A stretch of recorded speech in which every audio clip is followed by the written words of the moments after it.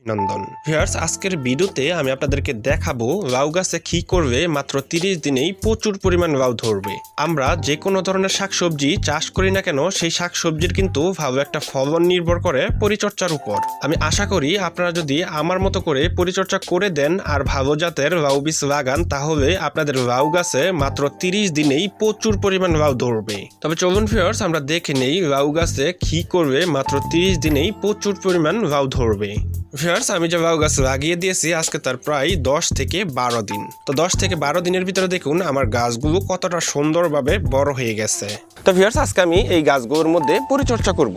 তো পরিচর্যা করার আগে সর্বপ্রথমে আমি চারদিকের যে মাটিটা আছে সেই মাটিটা দেখুন, চারদিকের যে মাটিটা আছে সেই মাটিটা কিন্তু আমি আলগা করে নিয়েছি।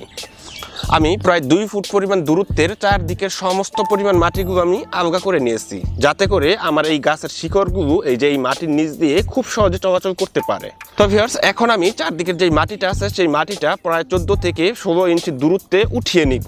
এরকম একটি কোদাল দিয়ে আমি চারদিকের মাটিটা এইভাবে সরিয়ে নিব। দেখুন আমি কিভাবে সরিয়ে নিচ্ছি। আমি একটু গর্ত করেই সরিয়ে নিব। প্রায় আমার যে গাছটা আছে এই গাছ থেকে 4 থেকে 6 ইঞ্চি পরিমাণ হাইটে চারদিকের মাটিটা আমি সরিয়ে নিব, অর্থাৎ 4 থেকে 6 ইঞ্চি পরিমাণ গভীর করব। তো আমি সর্বপ্রথমই চারদিকের মাটিটা সরিয়ে নিচ্ছি ঠিক এইভাবে। ভিউয়ার্স, আমি চারদিকের মাটিটা কিন্তু খুব সুন্দরভাবে সরিয়ে নিয়েছি। তো দেখুন আমি কিভাবে আমার মাটিগুলো সরিয়ে নিয়েছি।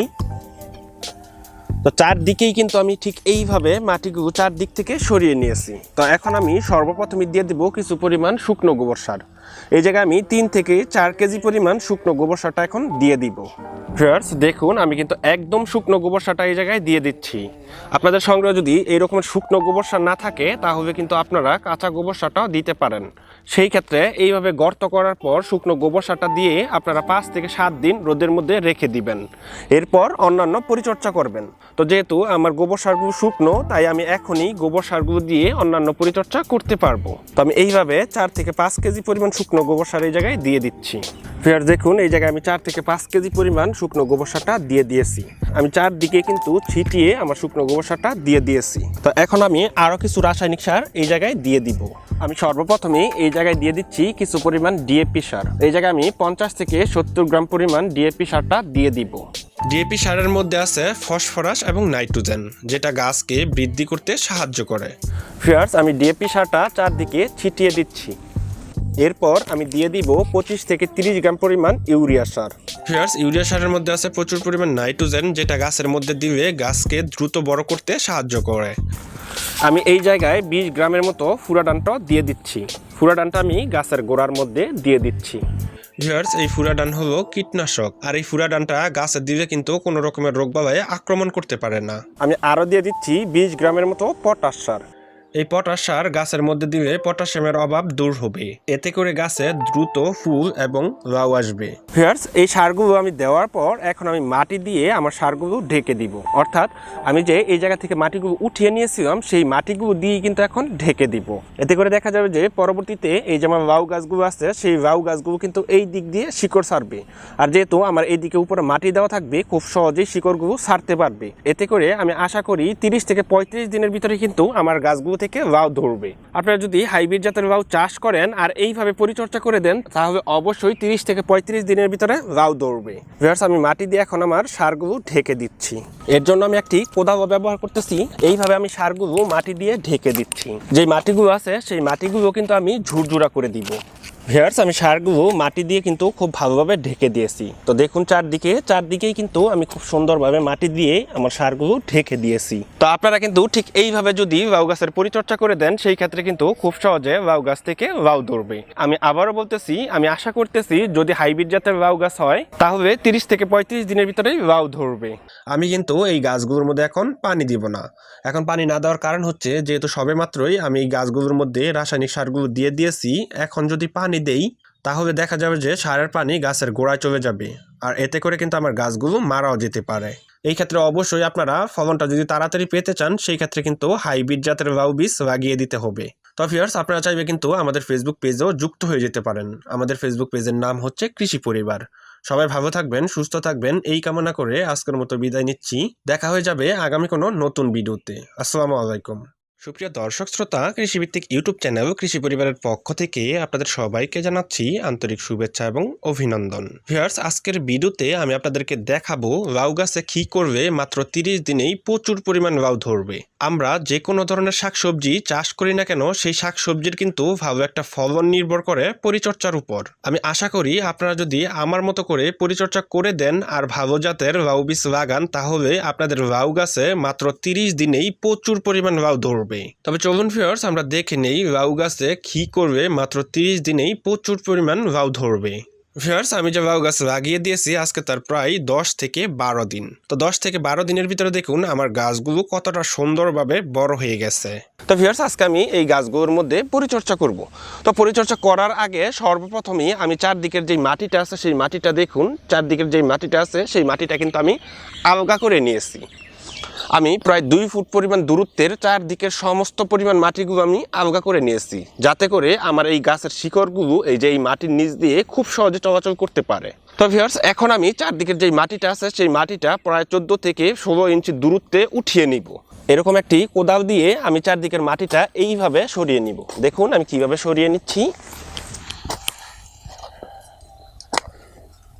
আমি একটু গর্ত করেই সরিয়ে নিব। প্রায় আমার যে গাছটা আছে এই গাছ থেকে 4 থেকে 6 ইঞ্চি পরিমাণ হাইটে চারদিকের মাটিটা আমি সরিয়ে নিব, অর্থাৎ 4 থেকে 6 ইঞ্চি পরিমাণ গভীর করব। তো আমি সর্বপ্রথমই চারদিকের মাটিটা সরিয়ে নিচ্ছি ঠিক এইভাবে। ভিউয়ার্স, আমি চারদিকের মাটিটা কিন্তু খুব সুন্দরভাবে সরিয়ে নিয়েছি। তো দেখুন আমি কিভাবে আমার মাটিগুলো সরিয়ে নিয়েছি। তো চারদিকেই কিন্তু আমি ঠিক এইভাবে মাটিগুলো চারদিক থেকে সরিয়ে নিয়েছি। তো এখন আমি সর্বপ্রথমে দিয়ে দেব কিছু পরিমাণ শুকনো গোবর সার। এই জায়গায় আমি 3 থেকে 4 কেজি পরিমাণ শুকনো গোবর সারটা এখন দিয়ে দিব। ভিউয়ার্স, দেখুন আমি কিন্তু একদম শুকনো গোবর সারটা এই জায়গায় দিয়ে দিচ্ছি। আপনাদের সংগ্রহে যদি এই রকমের শুকনো গোবর সার না থাকে তাহলে কিন্তু আপনারা কাঁচা গোবর সারটাও দিতে পারেন। সেই ক্ষেত্রে এইভাবে গর্ত করার পর শুকনো গোবর সারটা দিয়ে আপনারা 5 থেকে 7 দিন রোদের মধ্যে রেখে দিবেন। এরপর অন্যান্য পরিচর্যা করবেন। তো যেহেতু আমার গোবর সারগুলো শুকনো, তাই আমি এখনই গোবর সারগুলো দিয়ে অন্যান্য পরিচর্যা করতে পারবো। তো আমি এইভাবে 4 থেকে 5 কেজি পরিমাণ শুকনো গোবর সার এই জায়গায় দিয়ে দিচ্ছি। ভিউয়ার্স, দেখুন এই জায়গায় আমি 4 থেকে 5 কেজি পরিমাণ শুকনো গোবর সারটা দিয়ে দিয়েছি। আমি চারদিকে কিন্তু ছিটিয়ে আমার শুকনো গোবর সারটা দিয়ে দিয়েছি। তো এখন আমি আরও কিছু রাসায়নিক সার এই জায়গায় দিয়ে দিব। আমি সর্বপ্রথমে এই জায়গায় দিয়ে দিচ্ছি কিছু পরিমাণ ডিএপি সার। এই জায়গায় আমি 50 থেকে 70 গ্রাম পরিমাণ ডিএপি সারটা দিয়ে দিব। ডিএপি সারের মধ্যে আছে ফসফরাস এবং নাইট্রোজেন, যেটা গাছকে বৃদ্ধি করতে সাহায্য করে। ভিউয়ার্স, আমি ডিএপি সারটা চারদিকে ছিটিয়ে দিচ্ছি। এরপর আমি দিয়ে দিব 25 থেকে 30 গ্রাম পরিমাণ ইউরিয়া সার। ভিউয়ার্স, ইউরিয়া সারের মধ্যে আছে প্রচুর পরিমাণ নাইট্রোজেন, যেটা গাছের মধ্যে দিলে গাছকে দ্রুত বড় করতে সাহায্য করে। আমি এই জায়গায় 20 গ্রামের মতো ফুরাডানটা দিয়ে দিচ্ছি। ফুরাডানটা আমি গাছের গোড়ার মধ্যে দিয়ে দিচ্ছি। ভিউয়ার্স, এই ফুরাডান হলো কীটনাশক, আর এই ফুরাডানটা গাছে দিলে কিন্তু কোনো রকমের রোগবালাই আক্রমণ করতে পারে না। আমি আরও দিয়ে দিচ্ছি 20 গ্রামের মতো পটাশ সার। এই পটাশ সার গাছের মধ্যে দিলে পটাশিয়ামের অভাব দূর হবে, এতে করে গাছে দ্রুত ফুল এবং লাউ আসবে। ভিউয়ার্স, এই সারগুলো আমি দেওয়ার পর এখন আমি মাটি দিয়ে আমার সারগুলো ঢেকে দিব। অর্থাৎ আমি যে এই জায়গা থেকে মাটিগুলো উঠিয়ে নিয়েছিলাম সেই মাটিগুলো দিয়ে কিন্তু এখন ঢেকে দিব। এতে করে দেখা যাবে যে পরবর্তীতে এই যে আমার লাউ গাছগুলো আছে সেই লাউ গাছগুলো কিন্তু এই দিক দিয়ে শিকড় ছাড়বে। আর যেহেতু আমার এই দিকে উপরে মাটি দেওয়া থাকবে, খুব সহজেই শিকড়গুলো ছাড়তে পারবে। এতে করে আমি আশা করি 30 থেকে 35 দিনের ভিতরে কিন্তু আমার গাছগুলো থেকে লাউ ধরবে। আপনারা যদি হাইব্রিড জাতের লাউ চাষ করেন আর এইভাবে পরিচর্যা করে দেন, তাহলে অবশ্যই 30 থেকে 35 দিনের ভিতরে লাউ ধরবে। ভিউয়ার্স, আমি মাটি দিয়ে এখন আমার সারগুলো ঢেকে দিচ্ছি। এর জন্য আমি একটি কোদাল ব্যবহার করতেছি। এইভাবে আমি সারগুলো মাটি দিয়ে ঢেকে দিচ্ছি। যে মাটিগুলো আছে সেই মাটিগুলো কিন্তু আমি ঝুরঝুরা করে দিব।